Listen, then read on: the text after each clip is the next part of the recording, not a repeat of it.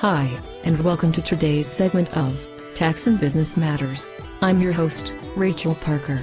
Let's continue our discussion about capital gains tax rate for 2011. In the last segment, we have talked about capital gains. Today, let us understand what a capital loss is.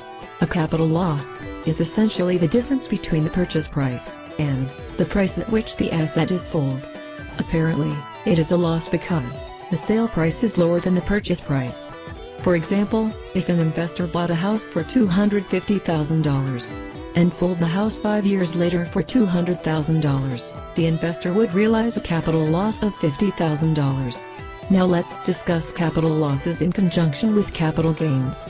Deductible capital losses, along with capital gains, are reported on Form 1040, Schedule D.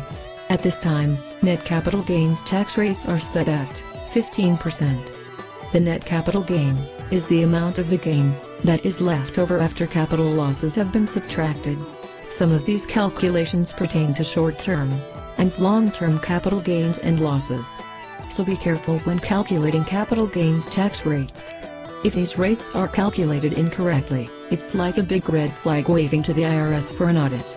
There are some capital gains tax rates that were lowered from 2008 through 2010. But you'll have to refer to Publication 550 from the IRS website for specifics.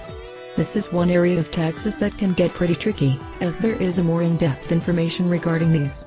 That's about it for today's show on Tax and Business Matters. You can visit us online at www.howtodouryourowntaxes.com. Join me again next time as we continue our discussion about capital gains tax rate for 2011. In the next segment, we will examine a basic requirement: how to calculate capital gains. Once again, this is Rachel Parker, saying, the man who wins is the one who thinks he can. Goodbye for now.